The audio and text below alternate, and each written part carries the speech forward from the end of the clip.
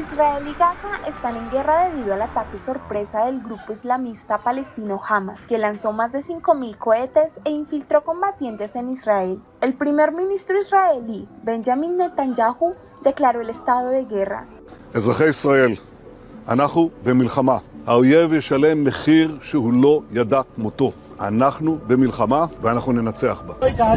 Israel respondió con ataques aéreos y terrestres, disparando al menos 2.200 cohetes contra Hamas y combatiendo contra milicianos infiltrados desde Gaza por tierra, mar y aire en su operación Espadas de Hierro.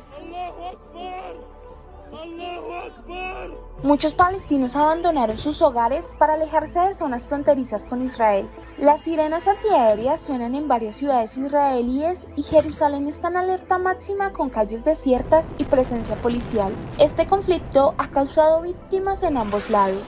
La escalada de violencia ha generado preocupación internacional, con llamados de la ONU a un cese al fuego. Es importante recordar que desde 2007, cuando Hamas asumió todo el poder, Israel ha mantenido un estricto bloqueo contra la Franja de Gaza, un territorio palestino empobrecido y densamente poblado. Esto ha llevado a tensiones y desencadenado varias guerras devastadoras entre palestinos y fuerzas israelíes en el pasado. El ejército israelí anunció este jueves haber bombardeado el enclave palestino de la Franja de Gaza, gobernada por el movimiento islamista Hamas, con 4.000 toneladas de explosivo desde el sábado. Se descargaron cerca de 6.000 bombas en la Franja de Gaza, con un peso total de 4.000 toneladas de explosivos, en el marco de la respuesta del ejército israelí al ataque lanzado por Hamas el sábado, matando a cientos de terroristas, indicaron las Fuerzas Armadas en un comunicado. Este jueves se cumple el 6º día de la ofensiva lanzada contra Israel por Hamas, desde la Franja de Gaza, gobernada desde 2007 por el movimiento islamista palestino. Israel está viviendo su 11 de septiembre particular, o como algunos medios lo califican, su propio Pearl Harbor. Cada uno de los elementos de la defensa israelí cayeron en cuestión de minutos como piezas de dominó. Unos 1.500 milicianos de Hamas burlaron el sábado al amanecer el que estaba considerado uno de los sistemas de seguridad más avanzados del mundo. 140.000 toneladas de hierro, acero y cemento forman la valla inteligente que separa ambos territorios y que está equipada con torres de control cada 150 metros, cámaras y sensores. La creían inquebrantable, pero los milicianos la atravesaron por cerca de 30 puntos, según la inteligencia israelí. Primero bombardearon las torres con drones, anulando el sistema de vigilancia. Entonces lanzaron por aire cientos de misiles y un grupo de milicianos cruzó con parapentes y aladeltas. Después volaron la valla con explosivos y a través de esos huecos entraron en moto mientras varias excavadoras ampliaban esos agujeros para que pudiesen pasar vehículos más pesados.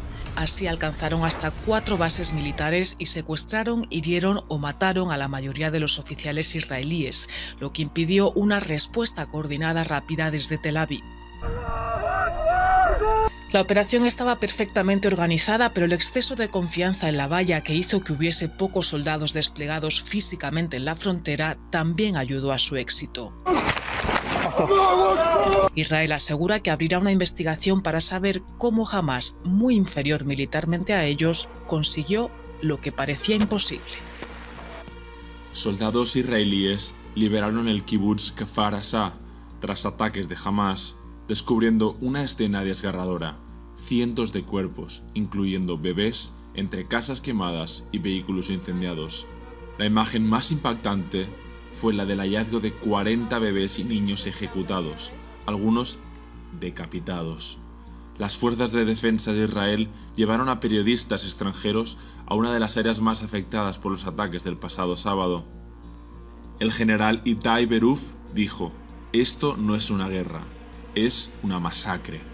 Israel respondió bombardeando la Franja de Gaza, pero también movilizó a 300 reservistas y desplegó a decenas de miles de soldados en torno al enclave, en la frontera norte con Líbano, donde el miércoles volvió a cruzar fuego con el movimiento pro-iraní Hezbollah, aliado de Hamas. En Gaza al menos 1.200 personas murieron y 5.600 resultaron heridas en los bombardeos israelíes hasta el momento, según el Ministerio Palestino de Salud. La ONU reveló el jueves que 338.934 personas han sido desplazadas en la Franja de Gaza en medio de los bombardeos israelíes.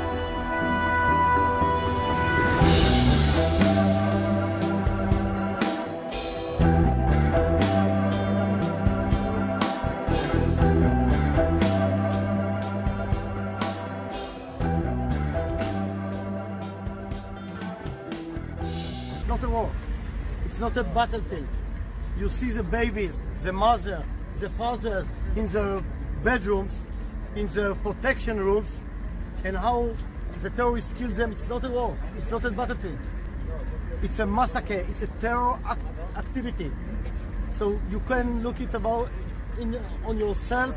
It's something that I never saw in my life. It's something that we used to imagine as our grandfather and grandmother in the pogrom in Europe and other places. It's not something that happened in the new history, in the near history.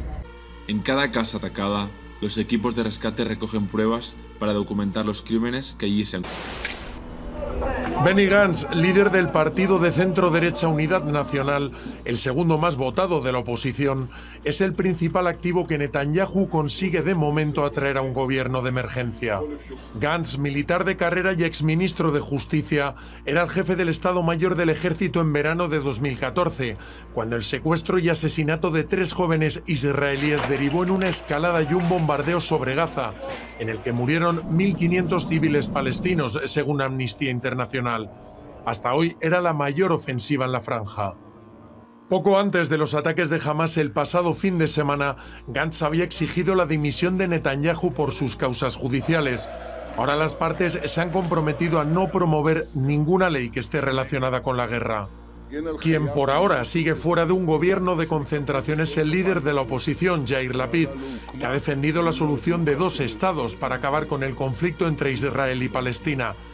Dijo cuando dejó el cargo de primer ministro que le sucedía el gobierno más extremo de la historia del país, una coalición de 6 partidos que incluye a ultraortodoxos y la extrema derecha encarnada en...